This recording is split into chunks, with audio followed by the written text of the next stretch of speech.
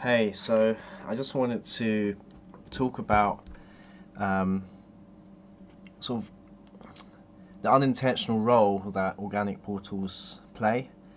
Um, like organic portals, we know are heavily mind-controlled essences of the divine spark. So there is the potential for creativity, perhaps, or the more pessimistic approach would be that they're just completely dead inside, and perhaps something was a flame within their consciousness, but it died a long time ago, or they were just born with no essence to begin with.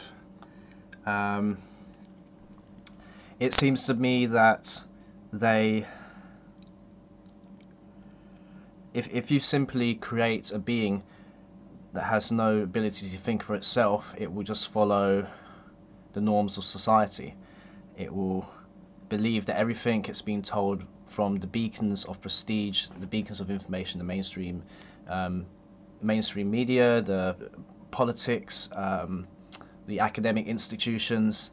They'll just believe anything that they say, because now, um, instead of the church ruling over England back in the medieval ages, where God was the almighty authority, you just replace that, and people give it precedence because it's religion in and of itself is the process of handing responsibility off from your shoulders to some deity or to a group of people, and it keeps the mind like in a cage, in a mental prison. So we've basically gone from um, God's being the supreme authority to governments and the scientists or priests in white lab coats, ministers in the governments. They use this language for a reason. Um, that's now become the new religion. That's now become the new God, because people will always seek religion, or at least the organic portals always seek religion. They always seek some way of. They have a tendency towards groupthink. They have a tendency towards collectivity. They have a tendency towards that wisdom of the crowd, that religious mechanism of absolving responsibility for their life, for their actions, onto some external idol, um, deity figure, but in this case a group of people called government. So it seems to me that anything that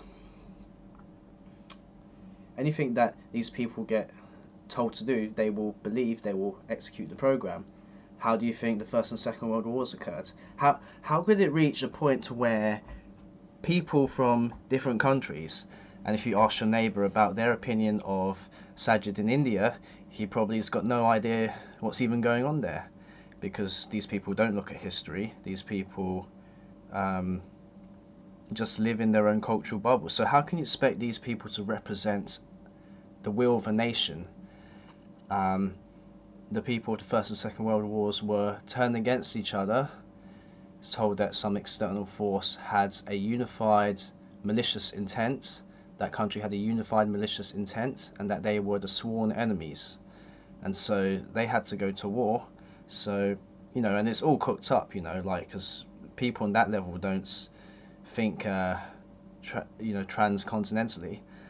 Um, so the point that I'm making with the wars is that these people, who are the same people today, the same template of person, these people can be persuaded to dive to their own deaths for a cause that they barely understand. And I think for modern times it's particularly dangerous with this whole 5G technological slavery system, the Chinese citizen point system, that they seem to be rolling out to the rest of the world, and using this CV stuff as a means of applying the Hegelian dialectic of problem, reaction, solution.